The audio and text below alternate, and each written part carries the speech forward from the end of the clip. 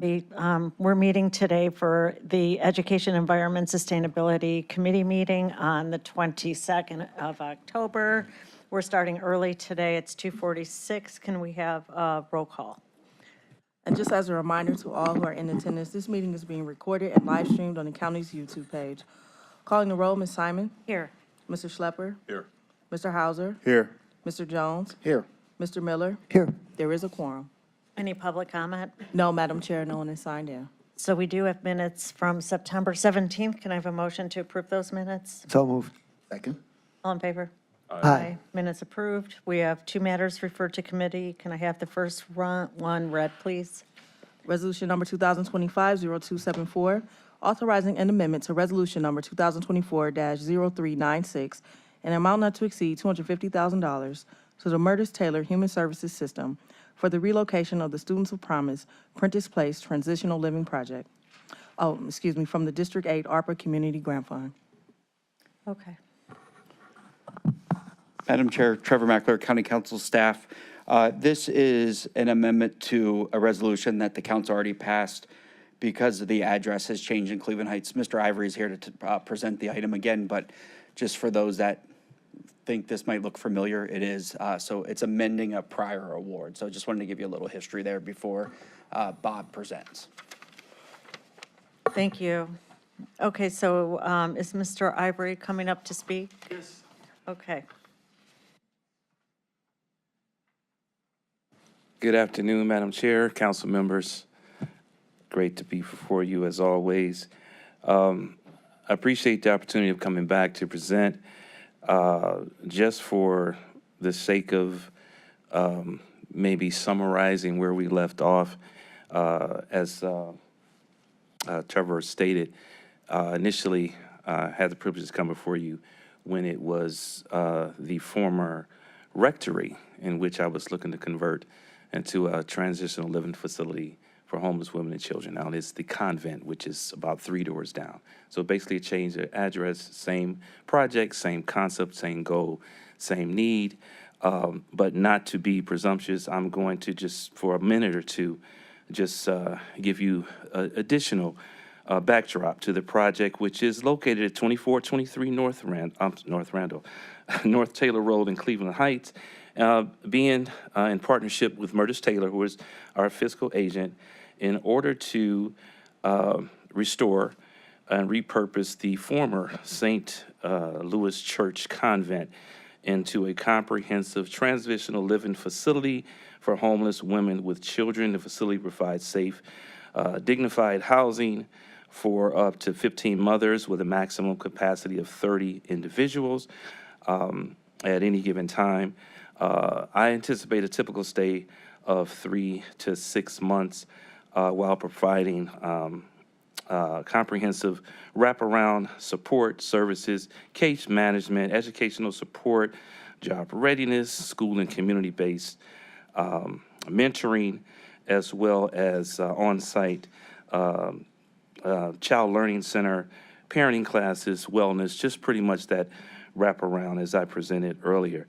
But I did want to share updates, which I think will be important and very encouraging to the project. Since we last met, I've made the team and I have made some substantial progress in moving this project forward, received $100,000 from the city of Cleveland Heights, including just this week, an additional allocation of close to $45,000 in state-supported allocations that will cover the flooring and the painting inside the building, because the building qualified for some additional resources that came from the federal government to the state and to Cleveland Heights that I wrote a grant for and was successful. Received a $10,000 award in a few weeks ago from the Huron Foundation to support our early childhood learning portion of the facility, $7,500 from the United Black Fund for operations, and as well as this morning, I just got a call from PNC that the check was actually in hand and being overnighted, which is $5,000 to support financial literacy. So beyond funding, the Cleveland Heights community has also rallied around the effort. There's been local organizations and businesses that have already begun, donating clothing, cookware, household items for the families.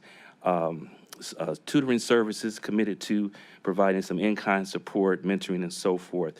So I just wanted to share, because that is information that we actually didn't have when we met before, that the progress of and the momentum of this operation is definitely been something that's been very encouraging. So I look forward to your questions. I know I had to address an item prior. There was an expenditure from the original ARPA award that related to food. So it was my understanding when I wrote the grant initially that it was inclusive of Students of Promise, which Students of Promise provides foods for field trips and events. I had an end of the year symposium, which I've done for the past 14 years, and utilized the resources to, buy food for the families and the children that support it, but returned that to the grant in case, that is not known, but went through that process. So we had to restore that because I guess I learned that was not stated specifically in the ARPA application, but because I assumed that Students of Promise was all inclusive as the project in addition to the homeless facility. So that is actually my presentation, and I look forward to any questions you might have. Thank you. Thank you. Any questions from Councilman Hauser? To the chair, to Mr. Ivory, what led to the relocation, and how will this relocation serve the families and different participants in this program? To the chair, to Councilman Hauser, what led to the location was really just me doing some due diligence, and I use this statement that the expansion plan actually became the primary plan. I was already looking into the convent, researching who owned it, how it could be in addition to as we grow, because I knew of the facility. And then as I was in negotiation with the initial building, which was the rectory, and I just put them two together after I met the owner, Bridgeview Holdings, Eli Mann, and it was just, to me, an economic decision to say it was more practical to put the lease that I was paying now, which is like $8,000 a month, versus $18,000 that was proposed to me at the other facility. There's so many apples and oranges comparisons. One building is 5,800 square feet. This is 9,000 square feet. This building is in much, better condition. I don't know if it's because that's where the nuns stayed, but it's in immaculate condition, and the owner has put some natural resources in the facility. So when I made that apples for apples comparison and shared it with the councilman, I said, I think I would like to move the project to a larger facility, to a more economical facility where resources can be more appropriated, I think, and leveraged more appropriately programmatically, as opposed to what I would call just, it was going to be too expensive to follow the path that I initially thought was going to be the project. So there's a cost avoidance, for a long answer. Huge cost avoidance. Thank you. And just my last question through the chair, and I want to publicly say I'm in support of the project. What's the long-term financial plan for the project? I know these are one-time dollars. Sure. I don't remember from the previous presentation. What's the long-term plan for funding for this project? To the chair, to Councilman Houseman, the long-term plan is to continue, as I initially began the presentation, is the grant writing process. There's revenue that's also associated with this project.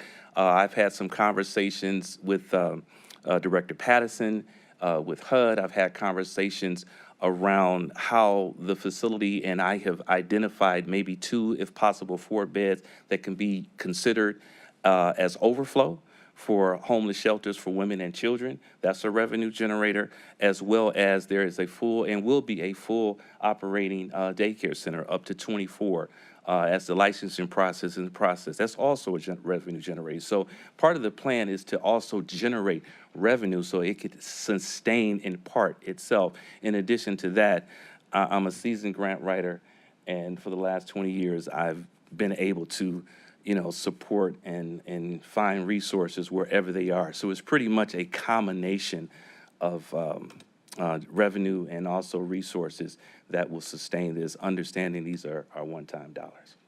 Thank you. On behalf of District 10, we appreciate you bringing this project to the district. Thank you.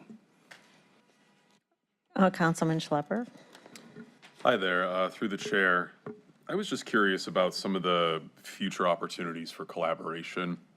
I was looking through some of the impact components of this project, and I understand that, you know, folks can stay here 90 to 120 days, so 3 to 4 months. Yes. Can you just share a little bit about what, is that kind of a firm line in terms of how long folks can stay? And if it is, what does their transition Sure. look like, and the opportunities for collaboration there?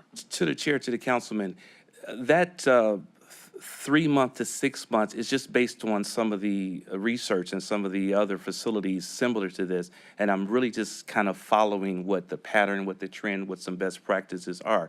A family could find permanent housing in 2 weeks, in a month. But a family might need 6 months or 18 months based on their personal situation.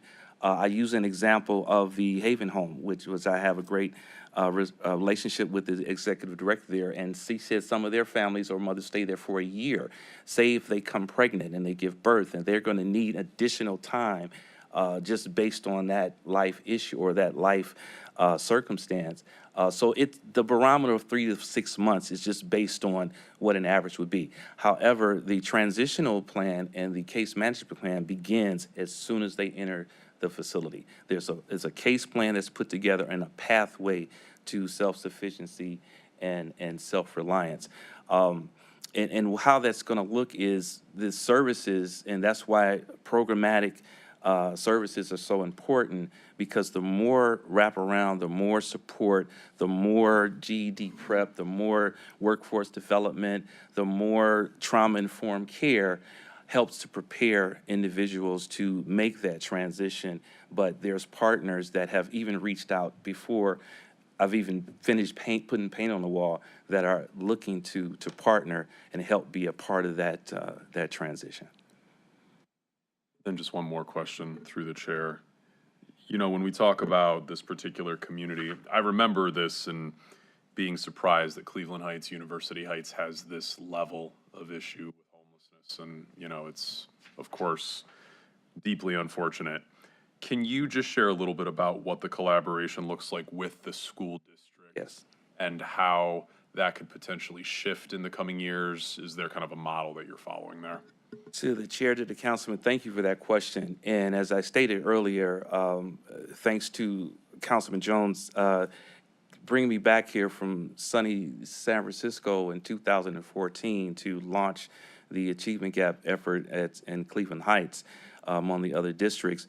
That relationship with that district is going to be, I think, a seamless partnership, because case management within Prentice Place will work almost congruently with the social workers and their case management in the school district, in order to identify students in need and families in need, and be able to respond, be able to share information, be able to kind of collectively be a part of the intake process. So that school district relationship is very important. Have a strong relationship with Superintendent Kirby, who is very supportive. And we do a lot of outside collaboration of not just students of promise, just students in need in general in that school district, as well as the school board and Gabriel, Gabe Crenshaw on the school board is also a strong partner. Thank you. I do have some questions, and then I'll turn it over to Councilman Jones. Okay. Just as a backdrop, when you first came to see us in committee, you had not yet had the permission Yes. for the zoning, Yes, maybe, from the yes. city of Cleveland Heights? Additional use permit. Yes, ma'am. And we gave you time to do that, and you got it? Yes. And the city came in, I think, with Amani came in. I think the people all were together. Correct. In the project. At some point, that changed. After you all came in and we approved it through council, you got the actual check from the county, right? Yes. And then there was a decision to move to the convent down the road? Correct. Did you have to get rezoning for that too? I had to go through that process all over again, and unanimously was awarded by the zoning commission the conditional use permit. So You pretty much- remember that I in particular, as chair, was concerned about the zoning. We didn't want to issue money before the zoning was in Correct, place. correct. And so once you moved and you had to get zoning, did you let anybody know that you were still waiting for a rezoning on the new place or that you were moving? Did I let the? Anybody know from council? Only conversations I initially had was, when I talked to Councilman Jones, that I wanted to move and was looking to, go to a better location, a more economic, feasible location. But I knew in that process, I was going to have to go through that conditional use process all over again. I guess, to be honest, it didn't dawn on me that the amendment to I didn't see the change in address as a change, as the need, the allocation, the purpose. So, I tried to address that as soon as I realized that was a dynamic for the Okay. council. Yeah, because I was really concerned at the beginning before we were going to approve this, that you have the proper zoning and Absolutely. conditional use. Absolutely. And so with that money and check, money was expended for, you had architectural services done for the rectory or for that Amani temp? Well, the services had not been rendered at the time between the time of the change and the time of where I am now. There had not been a physical, like there was no drawings. There was just that, that was kind of my initial, I think I've had like 2 or 3 different expenditures all related to architecture. I didn't realize that plumbing architecture, electrical architecture, interior, exterior, this has been a kind of learning process for me as well. However, yes, that was when I was with the rectory. Rectory. And then that just transferred seamlessly over to the new project. So there's less money now from the allocation we granted you, right? From I mean, initially, yes, because once the council froze, or once you said, okay, we need to do the amendment, then there was no more expenditures, what had already been done. Okay, Correct. okay. And so you're not asking for additional money? No, You're just asking for the council to approve Just to- retroactively Correct, what's absolutely. occurred? Yes. Now, Okay. if you have additional money, I have my laptop, I can write it. Now, to you grant talked to it. Councilman Jones about that. No, this is not for additional, this is just to continue what I started. And any further changes, you would be sure to let committee chair know, Yes, indeed. and Councilman Jones, I'm sure. Sure. Okay. Any other questions from, okay, wait, you do? Just one. Okay, Councilman Schlepper.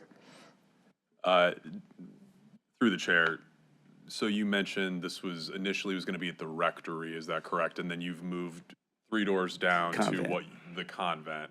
Larger, but also much newer, it sounds like, or at least in far better shape Yeah. that's a than the better rectory characteristic. was. They were both built in 1962, but for some reason, this one has not had the test of time, for lack of a better word, as the other facility.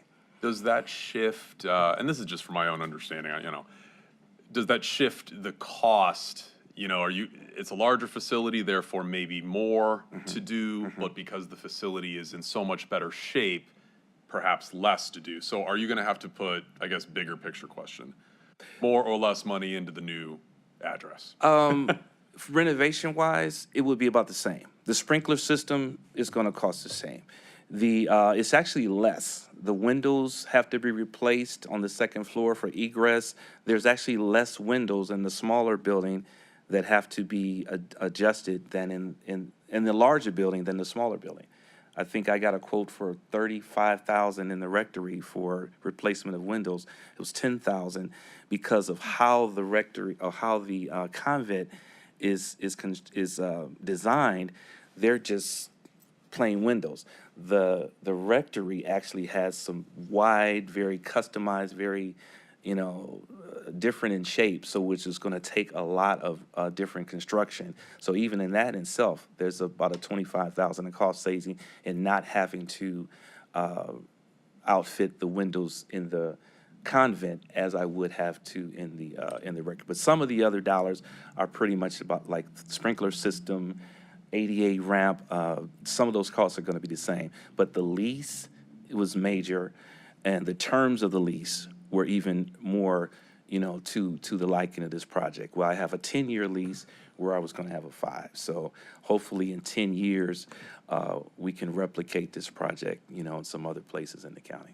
My guess is that the convent was already kind of set up for residential living, shall we say, because if, the nuns lived there at some point, and my guess is it's even already kind of small apartments or studio Yeah. type situation. Yeah, and I don't claim to be an expert on how priests live versus the nuns in a convent versus a rectory, but as I've been in both facilities, they're designed totally differently.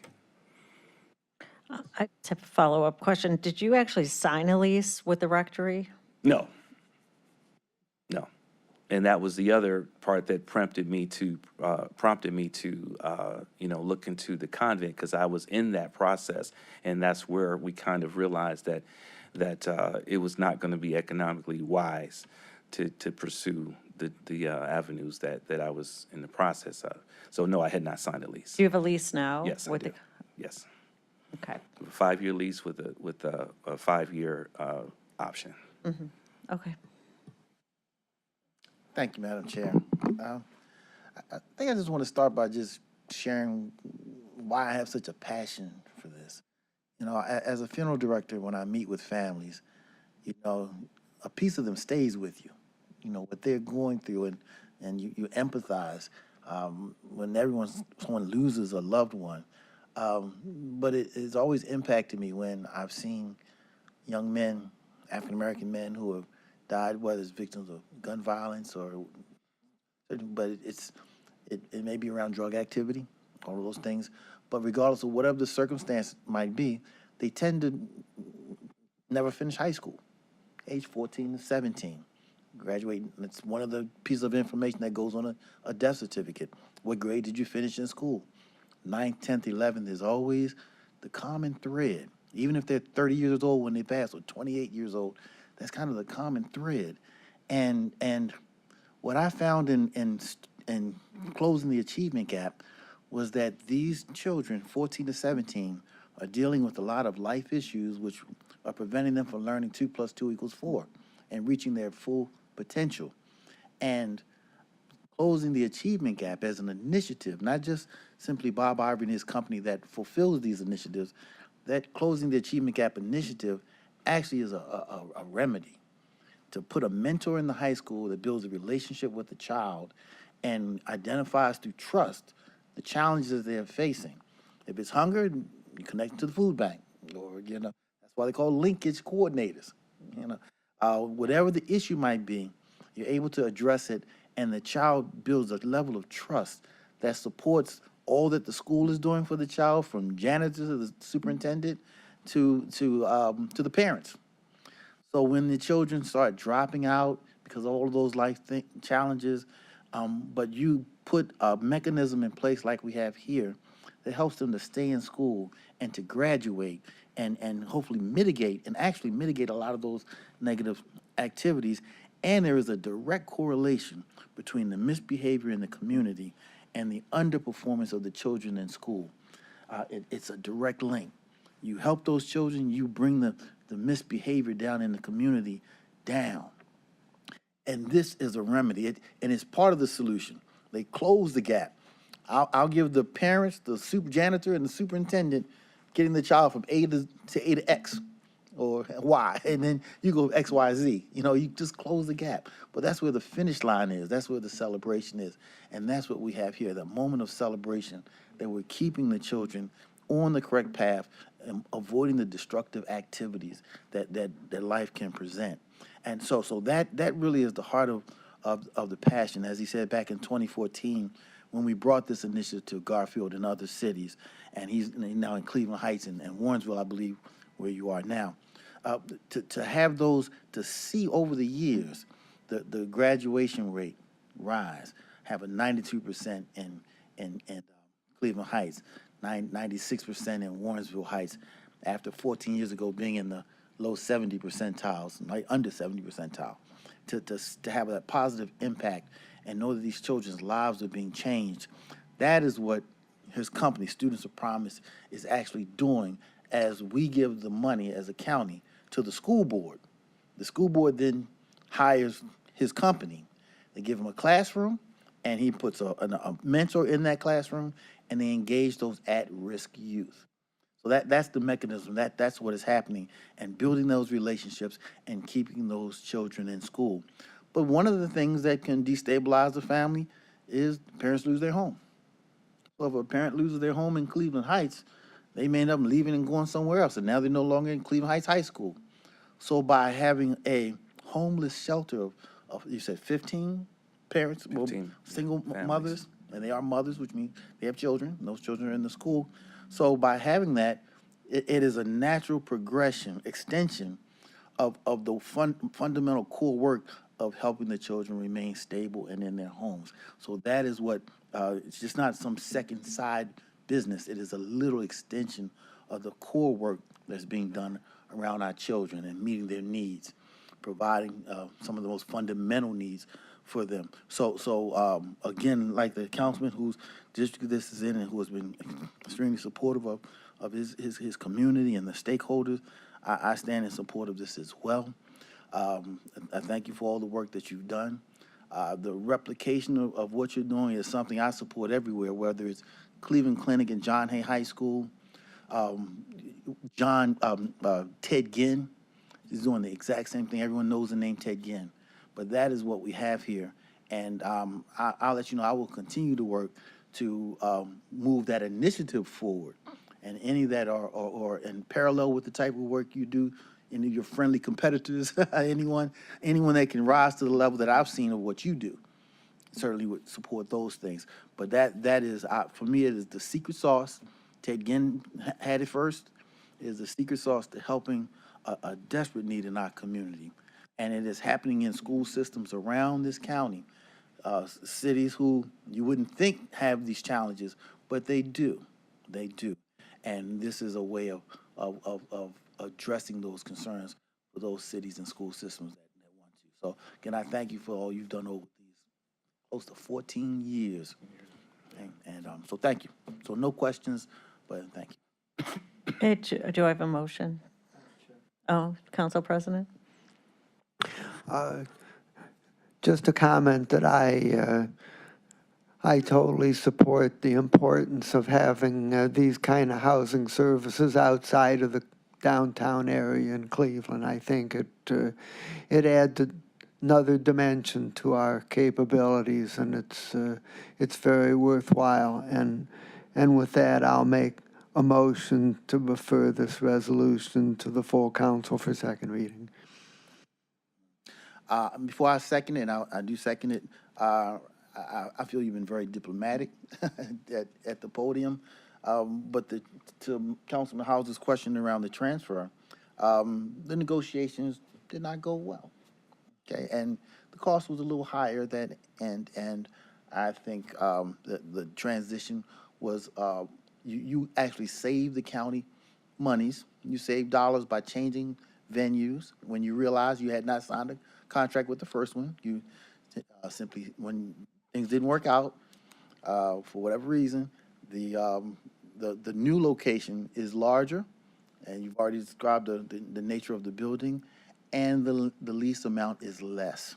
Yes. So you have been very frugal and been a good steward of the tax dollars that were given to you in that respect. So and Timon, as you mentioned, I did know, and as we went through, when you told me, that's when we started that whole process that brought us to this moment right here, just to make sure everything is transparent and above board. Sure. Okay. But that's really why the transition happened. Okay, so did you second the motion, I Councilman? seconded, yes, I do Okay, second. all in favor? Aye. Aye. Thank you. Okay, thanks. Thank you so much. Be read 3 times. Take care. Thank Please you. add my name as well. Okay. All right, next item. Resolution number 2025-0288, awarding a total sum not to exceed $25,000 to the Spanish American Committee for the Little Footsteps Bilingual Child Enrichment Center project from the District 3 ARPA Community Grant Fund. Come on up.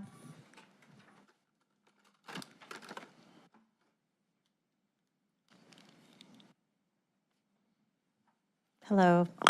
Hi. This is the first time I've had to be here. It's like It's interesting to me, right? Good afternoon, everyone, and thank you for me being able to come here and explain why I need this money. So my name is Ramonita Vargas, and thank you, Council,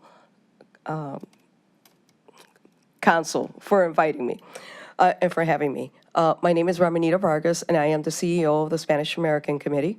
I have been with the Spanish American Committee 42 and a half years.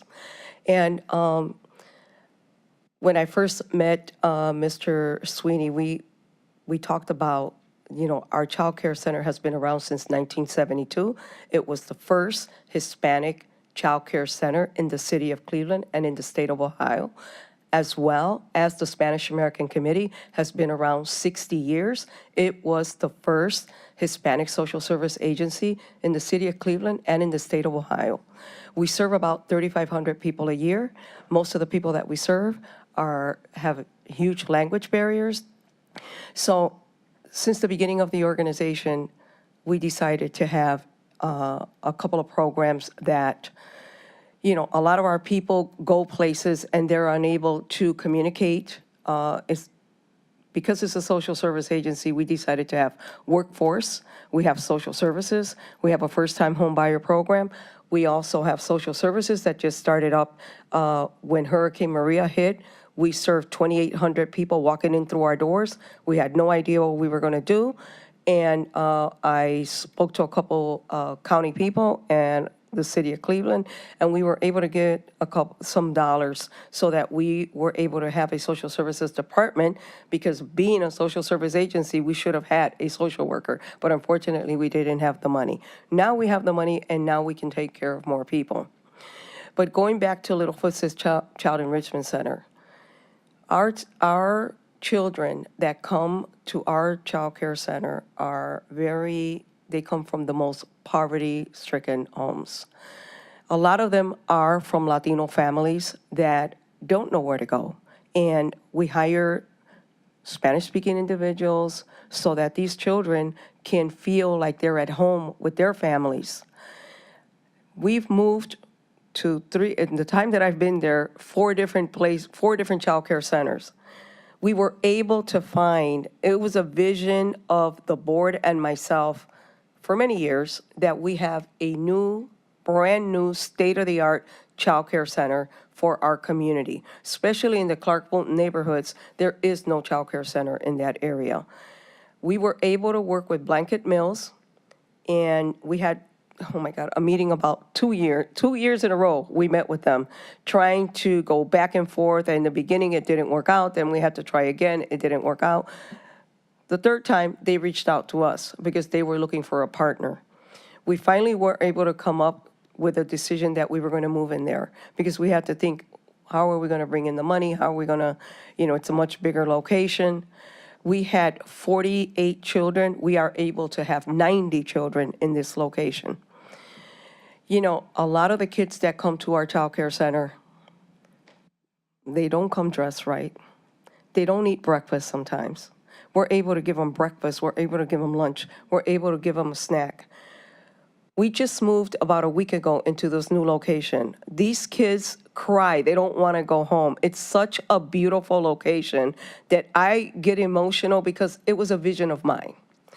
I'm stepping down next year from being the CEO of the Spanish American Committee. I feel like, wow, it was a dream come true. Even the teachers are like, this is a dream come true, Ms. Vargas. We can't believe that these kids have the opportunity. I grew up in Cleveland. I was born and raised in Cleveland. My mother raised 7 children by herself, and I get emotional when I say that. We didn't have what these kids have. They have a new place that they can go to. Some kids, the way they live, they don't even know what a beautiful place is. This gives them an opportunity so that they can see their future of something nice, something that they don't have opportunities. You have children that come from homes that are, they're on drugs and they don't take care of their kids, or they leave them there till 6 o'clock in the afternoon and they get them at the last minute because they just don't want to have them at home. So we provide a safe place for them that they can eat those 2 meals a day, that they're being taught that the world is different out there. You don't have to think, don't look at where you're at, look at where you're going. We have a sensory room that we're working with the Cleveland Public Schools because some of the kids have speech issues, and we're so lucky that we're able to have that for them now. We have a muscle room for them to be able to play inside. We didn't have that in the past. We have 2 playgrounds. We're able to have 2 playgrounds, but we couldn't afford to get the playgrounds. So now we have to do fundraising to be able to get at least one playground built so that the kids can go out. At least we have a muscle room that they're able to do that. We also have, oh my God, I have so many things. I'm just going to interrupt because I have to be at a different meeting. Okay. And I support this, but I'm going to turn it over to Vice Chair Schlepper to finish out the meeting with a quorum. Okay, thank you. It's a wonderful project. Thank you.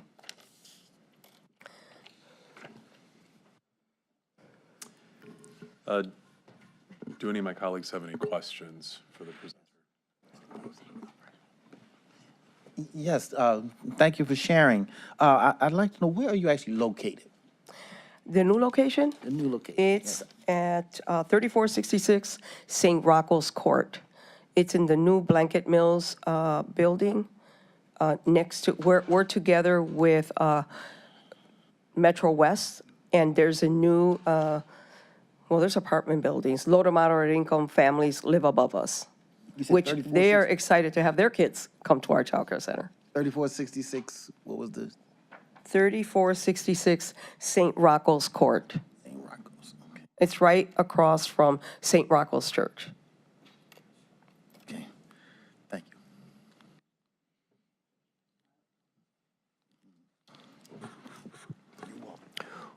What's the age range served at the child care center? 6 weeks to 8 years old.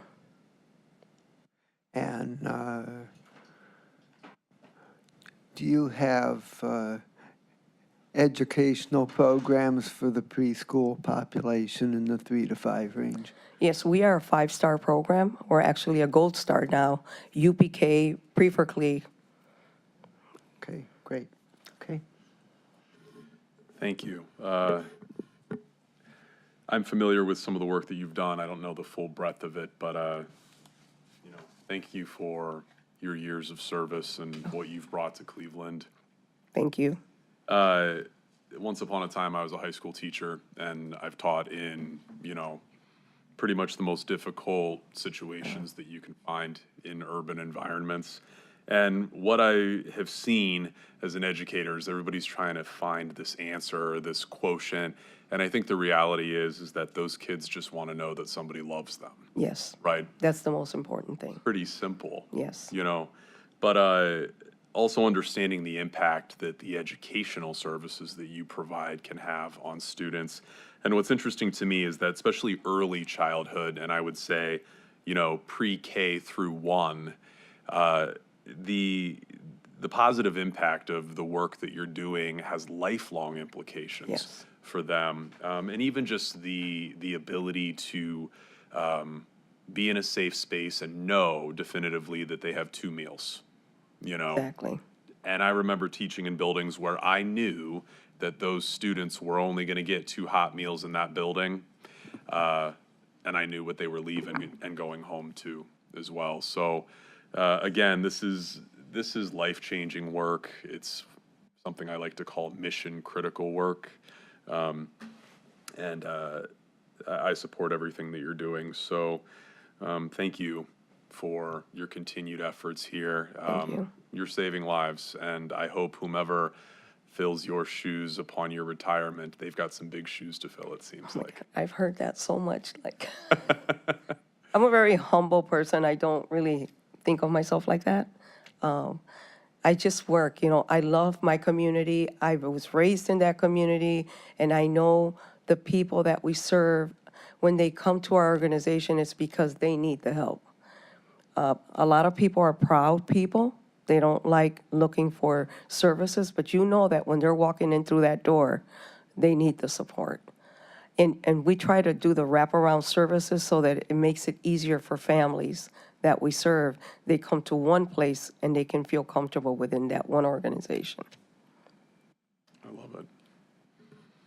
Okay, I'm recommending that we move this to council for second reading to move forward. All right. Very good. All in favor, say aye. Aye. Any opposed? All right, the ayes have it. Thank you so much again. Thank you for Appreciate it. having me. Do my colleagues have any miscellaneous business? All right, with that in mind, we'll adjourn. Thank you.